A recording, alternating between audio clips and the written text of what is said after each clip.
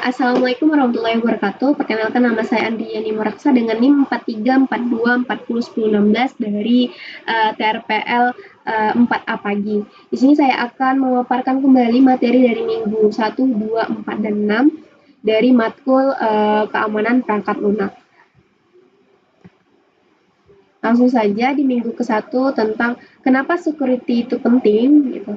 Perangkat lunak saat ini tuh menjadi tulang punggung hampir semua aktivitas mulai dari perbankan sampai aplikasi sehari-hari. Namun masih banyak sistem yang dikembangkan tanpa mempertimbangkan keamanan sejak awal. Contohnya, pada aplikasi mobile banking yang menyimpan PIN dan token dalam bentuk plain text.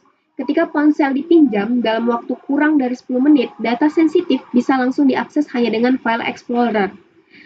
Nah, dari kasus ini, kita bisa melihat bahwa sebenarnya masalahnya sederhana, yaitu tidak adanya kebijakan enkripsi sejak tahap requirement. Padahal satu aturan kecil seperti data sensitif wajib dienkripsi untuk mencegah kebocoran besar.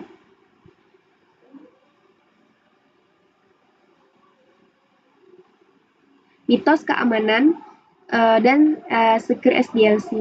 Nah, seringkali ada anggapan bahwa sistem sudah aman hanya karena menggunakan antivirus.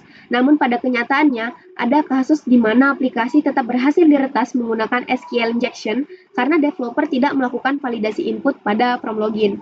Nah, ini menunjukkan bahwa keamanan tidak cukup hanya mengandalkan tools, tetapi harus diterapkan langsung di dalam kode dan logika aplikasi. Untuk secure SDLC, selain itu, waktu ditemukannya bug juga sangat berpengaruh terhadap biaya perbaikan. Jika kerentanan seperti XSS ditemukan sejak tahap requirement, perbaikannya sangat sederhana dan hampir tidak membutuhkan biaya. Namun, jika ditemukan setelah sistem berjalan di production, maka perlu dilakukan patch, deploy ulang, bahkan bisa menimbulkan resiko hukum. Artinya, semakin terlambat ditemukan, semakin besar dampaknya.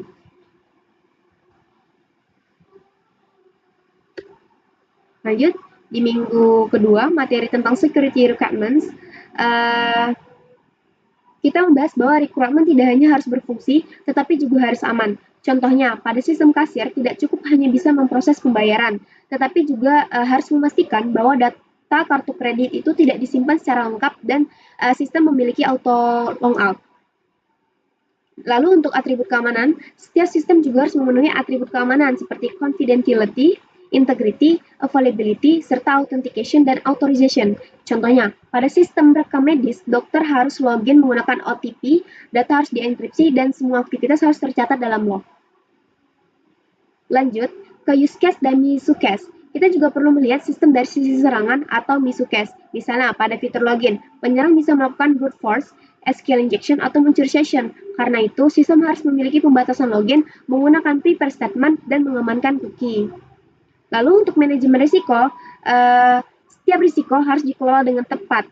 Contohnya pada startup fintech yang tidak memiliki rate limiting pada API transfer dana. Nah, risiko ini tuh sangat tinggi sehingga perlu dimitigasi dengan pembatasan request dan verifikasi tambahan seperti OTP.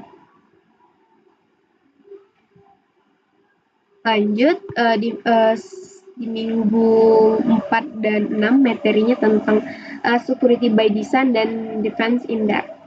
Nah, keamanan yang ini paling efektif adalah keamanan yang dirancang sejak awal. Contohnya, pada sistem IoT attendance, jika keamanan tidak dipikirkan sejak desain, perangkat bisa dipalsukan dan sistem harus didesain ulang dengan biaya besar. Nah, sebaliknya, jika sejak awal sudah diterapkan autentikasi dan enkripsi, maka sistem akan aman saat digunakan. Lalu, konsep lain yang penting adalah defense in depth atau keamanan berlapis. Contohnya pada e-banking, meskipun password berhasil dicuri, kan akun tetap aman karena adanya OTP sebagai lapisan kedua. Pindah ke threat modeling dan stride framework.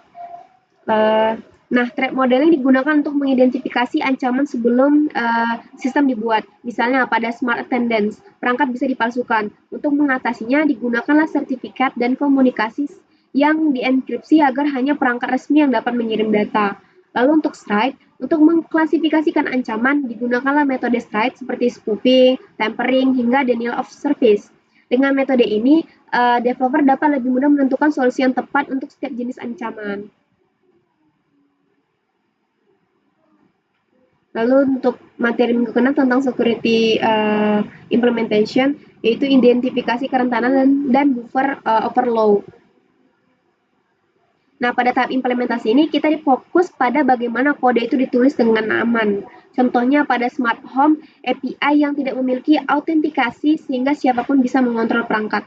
Solusinya adalah menambahkan API key atau OAuth sebelum sistem digunakan. Nah, kesalahannya itu seperti buffer overflow juga sangat berbahaya. Misalnya input yang selalu panjang dapat menimpa memori dan menjalankan kode berbahaya. Begitu juga dengan query SQL yang ditulis langsung tanpa validasi dapat menyebabkan SQL injection.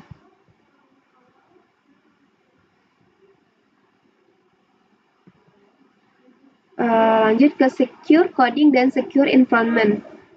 Nah, selain kode, lingkungan pengembangan juga harus aman. Contohnya, jika developer diberi akses penuh tanpa batasan, maka ada risiko penghapusan data yang penting. Karena itu, diperlukanlah pembatasan akses, version control, dan pencatatan aktivitas. Nah, mungkin dari seluruh pembahasan ini dapat disimpulkan bahwa keamanan bukanlah fitur tambahan, melainkan harus menjadi bagian dari proses pengembangan, mulai dari requirement, desain, hingga implementasi. Mungkin sekian dari saya, mohon maaf jika ada kurang dalam penyampaian dari saya. Sekali lagi, terima kasih banyak atas perhatiannya. Saya tutup, wabillahi taufiq wal hidayah. Wassalamualaikum warahmatullahi wabarakatuh.